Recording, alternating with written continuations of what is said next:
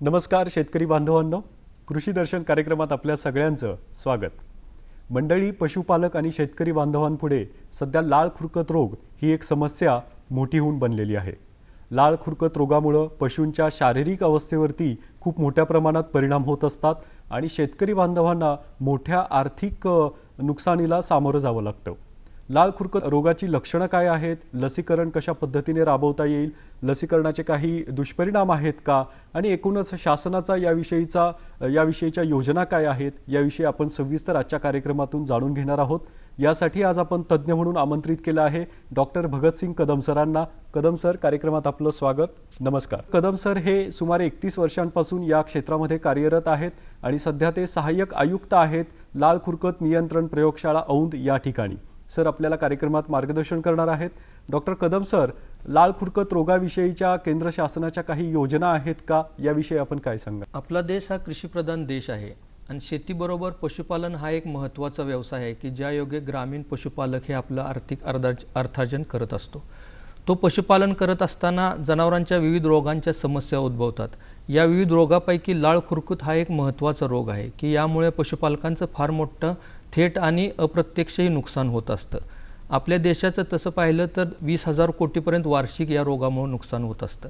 तर पशुपालकाचं नुकसान होऊ नये म्हणून 2019 मध्ये आपल्या देशाचे पंतप्रधान माननीय नरेंद्रजी मोदी यांनी राष्ट्रीय पशुरोग निर्मूलन कार्यक्रम हा कार्यक्रम सुरू केलेला आहे। या कार्यक्रमामध्ये आपल्या महाराष्ट्रातील जे 1.95 कोटी पशुधन आहे, गोवंशीय व म्हैसवर्गीय, या सर्व पशूंचं आपल्याला 100% लसीकरण करायचं आहे आणि तेही वर्षातून 2दा। आणि यानंतर जी नवजात वासरं जन्मलेली असतात त्यांना वयाच्या 4थ्या वर्षी पहिला डोस द्यायचा आहे आणि 1 महिन्यानंतर त्याला आपण दुसरा बूस्टर डोस द्यायचा आहे। म्हणजे महाराष्ट्रातील सर्व पशूंचं 100% लसीकरण करणं हा या योजनेचा मुख्य उद्देश आहे। यानंतर या लसीकरणासाठी ज्या अनुषंगिक बाबी लागतात, उदाहरणार्थ सिरिंज, सुया, रेफ्रिजरेटर्स, कोल्ड कॅबिनेट याची पुरवठा करण्याची यामध्ये तरतूद आहे। आपण लसीकरण केल्यानंतर त्या लसीची किती उपयुक्तता झाली, किती टक्के लसीचे उपयोग होऊन जनावरांमध्ये रोगप्रतिकारक शक्ती निर्माण झाली याचाही अभ्यास या ठिकाणी केला जात असतो। यानंतर जे आपण लसीकरण केलेलं आहे त्याची एकत्रित नोंद असावी म्हणून आपण इनाप म्हणून एक सॉफ्टवेअर आहे, तर त्या प्रत्येक जनावराच्या कानामध्ये बिल्ला मारला जातो की जो त्या जनावराला वैयक्तिकरित्या एकच बिल्ला असतो। त्या बिल्ल्याचं दुसरं जनावर आपल्या देशामध्ये असू शकत नाही। तर हा बिल्ला क्रमांक आपण त्या इनापच्या सॉफ्टवेअरमध्ये भरत असतो आणि एक डाटाबेस आपल्या देशातील उपलब्ध होतो की आपल्या कुठल्या जनावरांना कधी लसीकरण केलेलं आहे, किती वेळा केलेलं आहे, याची सर्व माहिती आपल्याला सॉफ्टवेअरमध्ये मिळत असते। तर असा हा सर्वंकष आणि पशुपालकांच्या हिताचा राष्ट्रीय पशुरोग नियंत्रण कार्यक्रम हा सुरू केलेला। सर, आता हा लाळ खुरकत रोग जो आहे याचा प्रसार भारतामध्ये आणि महाराष्ट्रामध्ये केव्हापासून झाला? साधारणपणे 2000 वर्षापासून अनेक ग्रंथांमध्ये या रोगाचा उल्लेख आढळतो। 1920 साली हा रोग नेमका कोणत्या विषाणूमुळे होतोय याचा शोध झाला आणि त्यानंतर वरचेवर त्याच्यावर संशोधन करत गेलं आणि त्याच्या विविध जाती प्रजाती यांचं नंतर त्या ठिकाणी निदान लागत गेलं। बरोबर। आता लाळ खुरकत रोग जो आहे तो साधारण कोणत्या पशूंना याचा प्रादुर्भाव झालेला आपण पाहतोय किंवा कोणत्या पशूंना याचा धोका आहे? लाळ खुरकत रोग याला इंग्लिशमध्ये फूट अँड माउथ डिसीज किंवा FMD असे म्हणतात, हिंदीमध्ये खुरपका मुहपका आजार असे म्हणतात आणि महाराष्ट्रामध्ये विविध बोली भाषेत याला पायलाग, तोंडखुरी, पायखुरी, लाळ्या खुरकूत, लाळ रोग अशी विविध नावं आहेत। तर हा एक विषाणूजन्य आजार आहे जो ॲप्टोव्हायरस नावाच्या विषाणूमुळे होत असतात। याचे साधारणतः 7 प्रकार आहेत, O, A, C, एशिया 1 आणि दक्षिण आफ्रिकेतील SAT 1, 2, 3 असे याचे 7 प्रकार आहेत आणि या 7 प्रकारचे सुमारे 60 उपप्रकार आहेत। आता हा विषाणूजन्य रोग आहे असं आपण आता या ठिकाणी सांगितलं, याचा प्रसारही त्याच वेगाने होऊ शकतो। या प्रसार होण्यामागे काही घटक असणार आहेत, तर ते घटक कोणते आहेत? विषाणूचा प्रसार होण्यासाठी जो बाधित जनावर आहे त्याच्या उच्चवासावाटे मोठ्या प्रमाणावर हा विषाणू सोडलेला जातो। याच्या संपर्कामध्ये जे निकटच्या संपर्कातील जनावर जी येत असतात त्यांना श्वासावाटे तो त्यांच्या शरीरात प्रवेश करतो। याच्यानंतर जनावराची जी लाळ आहे, नाकातील स्त्राव आहे, याच्यामध्येही मोठ्या प्रमाणावर विषाणू असतात।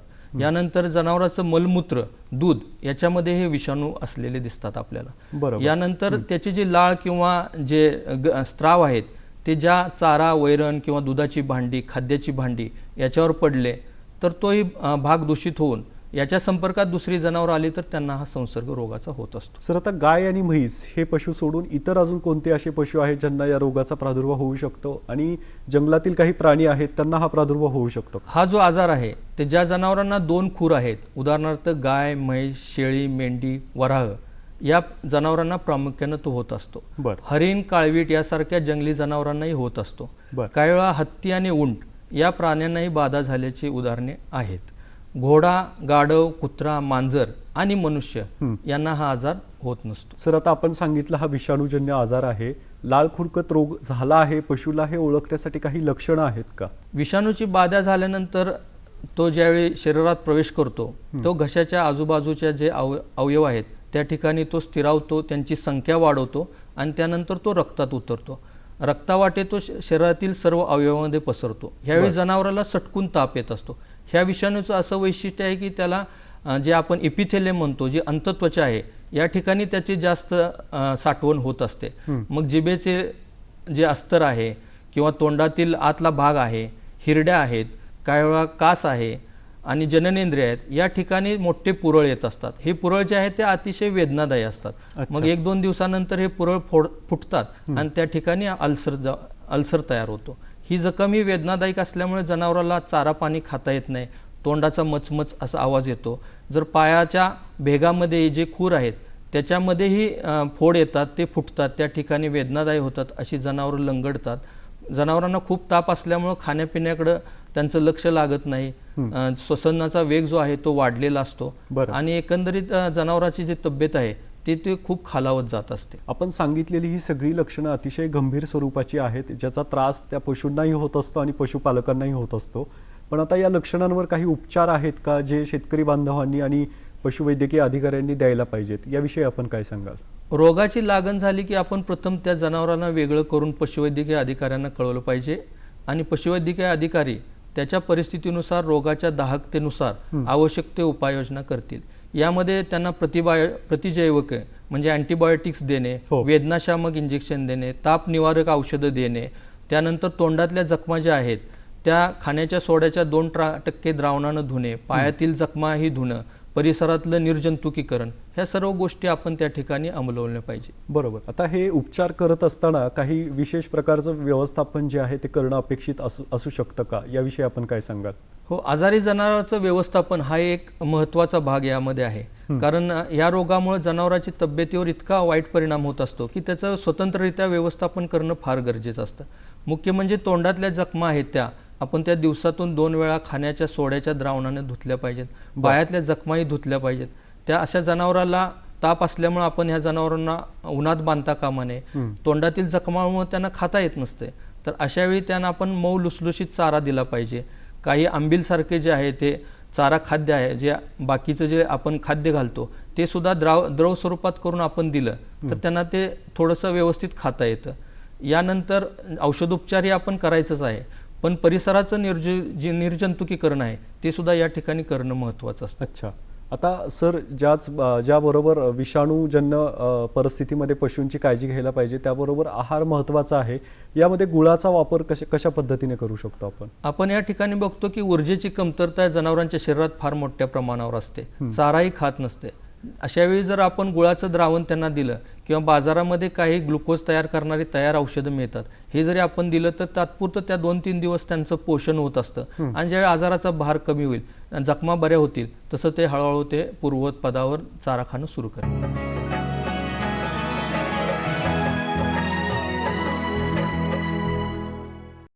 औषध उपचारांबरोबरच आहारही तितकाच महत्त्वाचा आहे असं पण म्हणूयात. त्या आहारामधूनच जनावरांना लवकर त्यामधून बाहेर पडण्यासाठी मदत होऊ शकते आणि लाळ खुरकत रोगामधून ते वाचू शकतात. आता या आजारावरती वेगवेगळ्या प्रकारच्या लसी ज्या आहेत त्या बाजारामध्ये उपलब्ध आहेत. शासनाच्या वतीनेही लसीकरण केलं जातं, तर याविषयीची माहिती आपण काय द्याल? लसीकरण जे आहे ते वर्षातून 2 फेऱ्या या लसीकरणाच्या येत असतात. 6 महिन्याचं दोन्हीमध्ये अंतर असतं. तर लस जी आहे आपल्या भारत देशामध्ये वापरली जाते, ती भारत देशामध्ये जे उपलब्ध विषाणू आहेत किंवा हवेमध्ये जे विषाणू आहेत, जे फील्डवर विषाणू सापडलेले आहेत, त्या विषाणूपासून तयार केलेली लस ही जी आहे ते पॉलिव्हॅलंट लस म्हणतो आपण. O, A आणि एशिया 1 ह्या 3 प्रकारापासून तयार केलेली लस आपण त्या ठिकाणी 2 मिली जनावरांना कातडीखाली टोचत असतो. बरं. लसीकरण करताना आपण बघतो की लसीकरण हे सकाळच्या वेळी किंवा संध्याकाळच्या जे वातावरण थंड असतं त्यावेळी केलं पाहिजे. लस ही शेतकऱ्याच्या दारापर्यंत येईपर्यंत ती कोल्ड चेन म्हणजे शीत अवस्थेतच आली पाहिजे. बरं. प्रत्येकासाठी निर्जंतुक सुई आणि सिरिंज ही वापरली पाहिजे. लसीकरण केल्यानंतर पशुपालकांना थोडा वेळ त्या जनावरांच्याकडे लक्ष दिलं पाहिजे. एखाद्या जनावराला काही वेळा ताप येणं किंवा ॲलर्जी येणं असा प्रकार घडला तर लगेचच आपण पशुवैद्यकाला त्या ठिकाणी परत पाचारण केलं पाहिजे. बरोबर. पण लस देताना साधारण कोणत्या वयोगटातील पशूंना ती द्यायला पाहिजे? लस जी आहे आपण जी नवजात जन्मलेली वासरं आहेत त्यांना 4थ्या महिन्याच्या सुरुवातीला आपण ही लस देत असतो आणि 1 महिन्यानंतर त्यांना बूस्टर देत असतो. इतर जी जनावरं आहे ती गाभण असो नसो फक्त आजारी आणि वयोवृद्ध जनावर सोडून आपण सर्व जनावरांचं 100% लसीकरण या ठिकाणी करण्याचं आहे. बरं. आता लाळ खुरकत रोगाची लागण पशूंना झाल्यानंतर ती कळवणं भाग आहे वैद्यकीय विभागाला, तर त्यासाठी काय प्रक्रिया आहे आणि लसीकरणासाठी काही प्रक्रिया आहेत? लसीकरण मोहीम जी आहे ती सुरू झाल्यानंतर आपल्याला दूरदर्शन इतर माध्यमांद्वारे शेतकऱ्यांना कल्पना दिली जाते. काही जनजागृती कार्यक्रमही घेतले जात असतात. लसीकरण जे आहे ते मोहीम स्वरूपात राबवायचं आपल्याला 1.5 महिन्यामध्ये हे लसीकरण पूर्ण करायचं असतं की एकाच वेळी सगळ्या आपल्या राज्यातील लसीकरण केलं आपण पूर्ण तर एकदम सगळ्या जनावरांच्यात त्या रोगाविरुद्धची ताकद येईल आणि त्यामुळं आपली जी योजना आहे ती यशस्वी होईल. सर, लाळ खुरकत रोगासाठी पोषक वातावरण कोणतं आहे? आपण बघतो की हिवाळ्याच्या वातावरणामध्ये ह्या विषाणूचा प्रसार मोठ्या प्रमाणावर होत असतो. आता आपण बघतो की आपल्या देशामध्ये साखर कारखान्यासाठी किंवा इतर कारणासाठी जनावरांची वाहतूक फार मोठ्या प्रमाणावर होत असतो. पंजाबमधून चांगल्या जातीवंत म्हशी लोक आणतात, बेंगलोरवरून चांगल्या जातीवंत गायी आणत असतात. तर ही आंतरराज्य वाहतूक जी आहे त्यामुळे बऱ्याच वेळा रोग आपल्या राज्यामध्ये येत असतो. तर त्यावेळी आपण अशा ठिकाणी नियंत्रण ठेवून जनावरांची वाहतूक जी आहे ते त्या मर्यादित केली पाहिजे. बरोबर. म्हणजे आंतर वाहतूक करायला हरकत नाहीये, पण जनावर या रोगापासून बाधित नसायला पाहिजे आहे, निरोगी असायला पाहिजे आहे. हो, बाधित जनावरांची आपण या ठिकाणी वाहतूक नाही केली पाहिजे.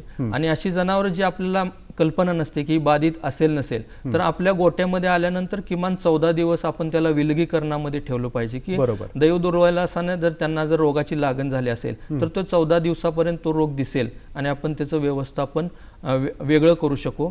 आणखी आपल्या कळपाला जो निरोगी कळप आहे त्याच्यामध्ये याची लागण होणार. जसं कोरोनामध्ये मानवी विलगीकरण केलं गेलं होतं तसंच या रोगासाठी पशूंचं विलगीकरण तितकंच महत्त्वाचं आहे, कारण हा विषाणूजन्य रोग आहे. हा, निश्चित. आता आपण बघतो की लंपी विषाणूचा आता सध्या उद्रेक मोठ्या प्रमाणावर चालू आहे. त्या ठिकाणी सुद्धा विलगीकरण कोणत्याही विषाणूजन्य आजारामध्ये जनावरांचं विलगीकरण हा एक महत्त्वाचा घटक आहे. कारण 14 दिवसामध्ये किंवा रोगाचा ज्यावेळी भर असतो त्यावेळी त्याच्या संपर्कामध्ये जी इतर जनावर येतात किंवा काही वेळा पशुपालकामार्फत त्याचे देखभाल करणारा माणूस आहे त्यांच्या मार्फत सुद्धा या रोगाचा प्रसार इतर जनावरांना होत असतो. त्यामुळे विलगीकरण करणं आणि आजारी जनावरांची वेगळ्या व्यक्तीद्वारे देखभाल करणं हा फार महत्त्वाचा घटक आहे. बरोबर. सर, आता लसीकरण जे आहे या लसीकरण मोहिमेबाबत शेतकरी बांधवांमध्ये बरेच गैरसमज आहेत, याविषयी आपण काय माहिती द्या? शेतकरी बांधवांमध्ये पहिला एक मोठा गैरसमज असतो की लस दिल्यामुळं माझी जनावर गर्भ टाकतात किंवा दूध कमी होतं. तर आपण लस म्हणजे काय, तो एक विषाणूचा एक सौम्य प्रकारच आपण त्याच्या शरीरामध्ये सोडत असतो आणि त्याचे शरीर जे आहे त्या रोगाविरुद्धची ताकद त्याच्या शरीरात निर्माण होत असते. तर जो परिणाम आहे हा एक तात्कालिक स्वरूप असतो. दूध जरी कमी आलं ते एक आठवडाभर फक्त कमी राहील, त्यानंतर ते पूर्वपदावर येतो. आणि गर्भ असलेल्या जर पशूंना लसीकरण केलं तर त्यांची जी पुढची पिढी आहे त्या वासरांना सुद्धा या रोगाची ताकद आपोआप मिळत असते.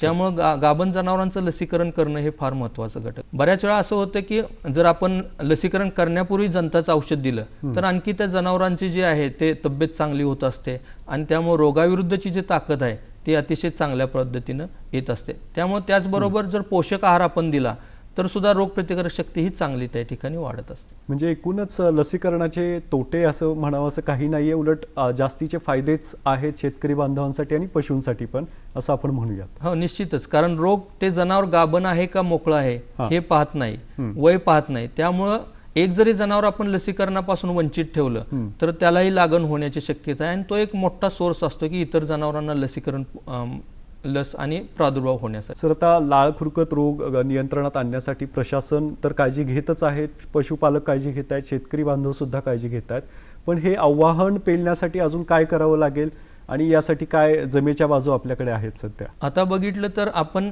या राष्ट्रीय पशुरोग नियंत्रण कार्यक्रमामध्ये समजा शासकीय यंत्रणा, शासकीय पशुवैद्यकीय अधिकारी कमी पडले तर मोहीम स्वरूपात लावण्यासाठी आपण खासगी लोकांची सेवा घेत असतो बरं. आणि त्यांना प्रति जनावर 3 रुपये आणि त्याची ऑनलाईन एंट्री करण्यासाठी 2 रुपये असंही आपण मानधन ठेवलेलं आहे. म्हणजे सर्वांच्या समावेशानं जर आपण एकदम लसीकरण मोहीम स्वरूपात केलं हो. तर या योजनेचे जे आहे यशस्वीता ते मोठ्या प्रमाणावर होईल. होऊ शकेल. आता या रोगाचं निर्मूलन करण्यासाठी असं काही ठरवलं गेलं आहे शासन पातळीवर की या वर्षापर्यंत आपण या रोगातून पूर्णपणे मुक्त होऊ, अशा काही योजना आहेत का? या योजनेमध्ये 2025 पर्यंत लसीकरणाद्वारे हा रोग पूर्णपणे नियंत्रण करणे आणि 2030 मध्ये आपल्या देशातून उच्चाटन करणे हे एक उद्दिष्ट आपल्या योजनेमध्ये ठेवलेलं आहे.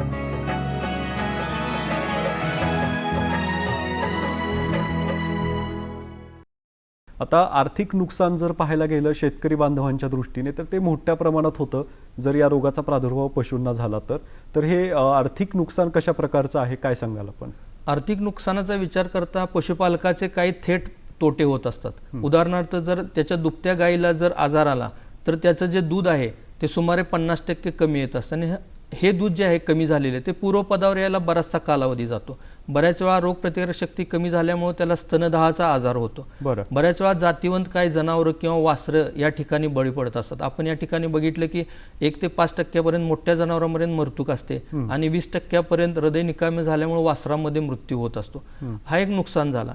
यानंतर जर बैलाचं जर पाहिलं आपण तर ओढकामासाठी जो त्याचा जो क्षमता आहे ती क्षमता या ठिकाणी कमी होते. त्यामुळे अनेक वेळा आपल्याला ओढकामाचंही त्या ठिकाणी नुकसान सोसावं लागत असते. बरोबर. यानंतर दूध उत्पादनाबरोबर जे मांसजन्य पदार्थ आहेत त्याचं सुद्धा आपले जे नुकसान आहे, समजा उदाहरणार्थ शेळ्या मेंढ्या आपण मांस उत्पादनासाठी ठेवत असतो त्यांची वाढ खुंटते.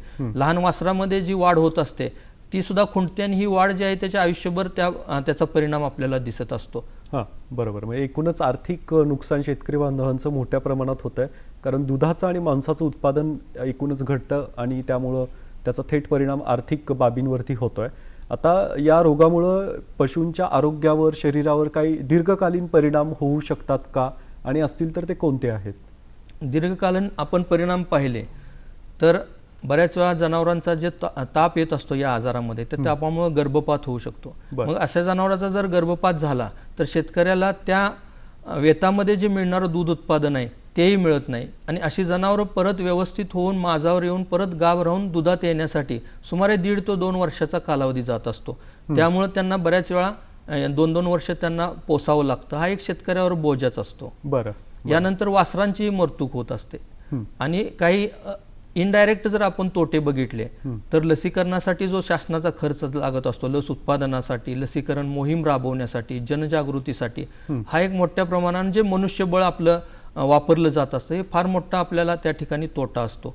आणि यानंतरचा महत्त्वाचा तोटा म्हणजे या रोगाची साथ आपल्या देशात आल्यानंतर आपण बघतो की बरेचसे देश आपल्या देशातून जे पशुजन्य पदार्थ आयात करत असतात त्यावर निर्बंध येत असतात. त्यामुळे तसंही देशाचं फार मोठं आणि पर्यायानं पशुपालकांचं नुकसान होत असतं. लसीकरण करण्यासाठीची जी काही प्रक्रिया आहे किंवा असं कोणतं ऑफिस आहे जवळपास शेतकरी बांधवांच्या, तिथं शेतकरी बांधवांनी जायला पाहिजे आणि या संदर्भातली माहिती घ्यायला पाहिजे? या रोगाच्या माहितीसाठी तसेच या रोगाची साथ आल्यानंतर आपण नजीकच्या शासकीय पशुवैद्यकीय दवाखान्यात संपर्क करायचा. यानंतर आमचा 1962 हा टोल नंबर आहे.